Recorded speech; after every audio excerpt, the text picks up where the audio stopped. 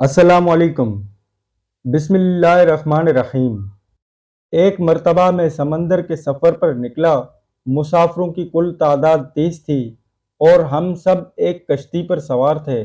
ہمارا سفر انتہائی اطمینان کے ساتھ کٹ رہا تھا کہ اچانک ہوا چلنا شروع ہو گئی اور سمندر میں طوفان آ گیا۔ اس شدید ہوا اور طوفانی لہروں کے باعث ہماری کشتی اور سمندر میں موجود دیگر کشتیاں ڈھولتی جاتیں۔ کشتی کے مسافر اس صورتحال سے پریشان ہو گئے اور ہر کوئی اپنے اپنے خداؤں کو پکارنے لگا، کیونکہ کسی کو کچھ سمجھ میں نہیں آ رہا تھا کہ کیا کریں۔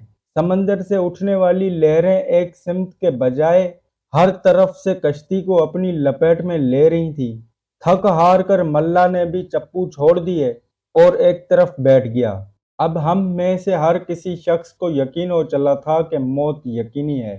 سورج غروب ہونے کو تھا اور اس کی روشنی آہستہ آہستہ ختم ہوتی جا رہی تھی۔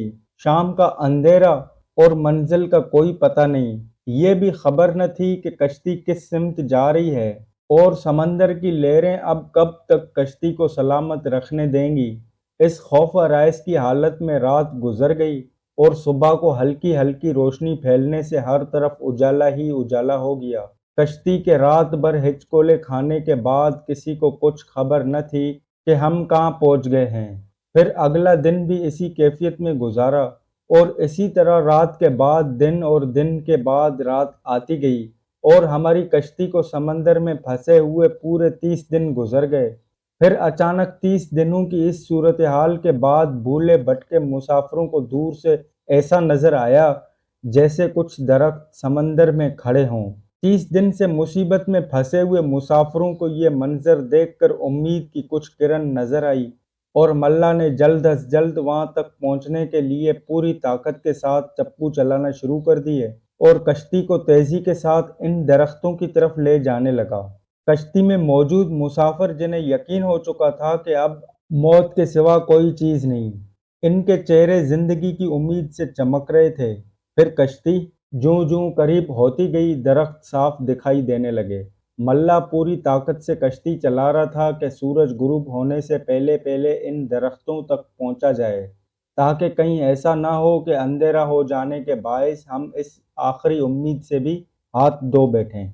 پھر کشتی آہستہ آہستہ ان درختوں کی طرف بڑھتی رہی اور جب درخت قریب ہوئے تو سارے مسافروں کو یہ جان کر خوشی ہوئی کہ یہ سمندر میں واقع کوئی جزیرہ ہے۔ ابھی سورج مکمل غروب نہیں ہوا تھا کہ کشتی جزیرے کے کنارے پہنچ گئی۔ مسافروں کو اس جزیرے پر اترتے زیادہ دیر نہیں گزری تھی کہ درختوں کے درمیان میں سے ایک عجیب و غریب قسم کا جانور نکلا۔ اس جانور کے پورے جسم پر بال تھے، اس قدر لمبے اور گھنے تھے کہ یہ معلوم ہی نہ ہوتا تھا کہ جانور کا اگلا حصہ کون سا ہے اور پچھلا حصہ کون سا ہے۔ سارے مسافر اس عجیب و غریب جانور کو دیکھ کر حیران و پریشان ہو گئے، کیونکہ ان میں سے کسی نے بھی اس سے پہلے ایسا جانور دیکھنا تو دور کی بات ہے، سنا بھی نہ تھا۔ اب اس پر اسرار جزیرے پر اس کو دیکھ کر سب پریشانی میں مبتلا ہو گئے کہ یہ کیا بلا ہے۔ ایک مسافر نے دوسرے مسافر سے پوچھا کہ یہ کیا چیز ہے۔ جانور نے مسافر کی یہ بات سن لی اور مسافر کے جواب سے پہلے وہ جانور خود بولا، میں جاسوس ہوں۔ جانوروں کے انسانوں کی طرح گفتگو کرنے سے تمام مسافر مزید پریشان ہو گئے، کیونکہ آج تک انہوں نے کسی جانور کو انسانی زبان میں بولتے نہیں دیکھا تھا۔ چنانچہ سب یہ سمجھنے لگے کہ ہو نہ ہو یہ کوئی جن ہے اور ہمارے سامنے آ گیا ہے۔ تمہاری جاسوسی کا مقصد کیا ہے اور تم کس کے لیے جاسوسی کرتے ہو؟ ایک مسافر نے ہمت کر کے اس سے پوچھا، میں جس کے لیے جاسوسی کرتا ہوں اسے تم سے ملنے کا بے حد شوق ہے۔ وہ تم سے باتیں کرنا چاہتا ہے، لہٰذا تم میرے ساتھ چلو۔ یہ سن کر ہم تمام مسافر حیران و پریشان چپ چاپ اس کے پیچھے ہو لیے۔ وہ عجیب و غریب جانور درختوں کے درمیان سے بنے ہوئے راستے سے ہوتا ہوا ایک پرانے محل کے سامنے جا کر کھڑا ہوا۔ محل کو چاروں طرف سے بلند و بالا درختوں نے گھیر رکھا تھا۔ مسافروں نے وہاں پہنچ کر پریشان نظروں سے ان کی طرف دیکھا اور پھر جانور کی طرف سوالیہ نظروں سے دیکھنے لگے۔ جانور پھر آگے چلا اور سب مسافروں کو ایک بڑے دروازے سے گزارتے ہوئے محل کے اندر لے گیا۔ محل کے اندر داخل ہوتے ہی سب نے دیکھا کہ ایک بہت بڑا شخص زنجیروں میں جکڑا ہوا تھا اور رہائی کے لیے کوشش کر رہا تھا۔ ہم نے اس سے پہلے اتنے بڑے قد آور، اتنے بڑے رغب والا شخص کبھی نہ دیکھا تھا۔ ایک مسافر نے ہمت کر کے پوچھا، تم کون ہو؟ میں کیا ہوں اور کون ہوں یہ تو تم جان ہی لوگے، پہلے یہ بتاؤ کہ تم کون ہو؟ اس نے سوال کرنے والے مسافر سے پوچھا۔ ہم عرب قبائل الخم اور جذام کے لوگ ہیں۔ اور ساتھ ہی اس مسافر نے اپنے ساتھ بیتی اور یہاں تک پہنچنے کی ساری داستان سنا دی۔ اس قید میں جکڑے ہوئے شخص نے کہا، ذرا مجھے نخلستان بیسان کے متعلق تو بتاؤ، ان کے متعلق کیا جاننا چاہتے ہو؟ ایک مسافر نے پوچھا۔ خبردار، عن قریب ان پر پھل لگنا بند ہو جائے گا، وہ قیدی گزیلے انداز میں بولا۔ پھر وہ مسافروں سے مخاطب ہو کر کہنے لگا، اچھا، طبرستان کے دریاؤں کے متعلق تو بتاؤ۔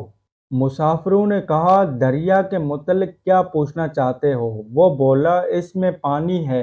مسافروں نے کہا، ہاں، اس میں پانی ہے۔ اس نے کہا، عن قریب اس کا پانی ختم ہو جائے گا۔ پھر وہ کہنے لگا، مجھے زغر کے چشمے کے متعلق تو کچھ بتاؤ۔ کیا پوچھنا چاہتے ہو؟ مسافروں نے پوچھا۔ یہی کہ اس چشمے میں پانی ہے کہ نہیں، اور اگر وہاں پانی ہے تو پھر وہاں کے لوگ چشمے کے پانی سے کھیتی باڑی کرتے ہیں۔ پھر وہ پوچھنے لگا، اچھا، مجھے ذرا امیوں کے نبی محمد رسول صلی اللہ علیہ وسلم کے متعلق تو کچھ بتاؤ۔